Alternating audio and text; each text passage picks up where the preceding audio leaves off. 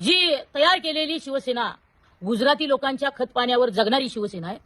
त्यांचे नेते हुरळून गेले. काही नेते तर एवढे हुरळलेत की ते दिवसा गांजा प्यायला लागले का काय असं मला वाटायला लागलं. ते म्हणायला लागले की शिवसेना उद्धव बाळासाहेब ठाकरे उरली सुरली आहे आणि ती संपून टाका. ज्या वंदनीय बाळासाहेबांनी मराठी माणसाच्या हिंदुत्वाच्या अस्तित्वासाठी आणि त्या कल्याणासाठी ही शिवसेना नावाचं रोपटं उभा केलं, त्याच्या सावलीमध्ये आज असंख्य मराठी माणसाचा स्वाभिमान जागृत राहिला. या शिवसेनेशी हल्लेल्या ताटात प्रतारणा करायला तुम्हाला लाज कशी वाटत नाही? हे म्हणणं म्हणजे झेंडूबाम लावून मुळमुळ रडण्या इतकं सोपं असतं का भाई?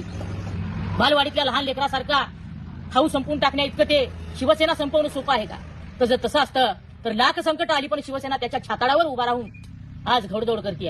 अनेक संकटांना पुरून उरतील इथले शिवसैनिक.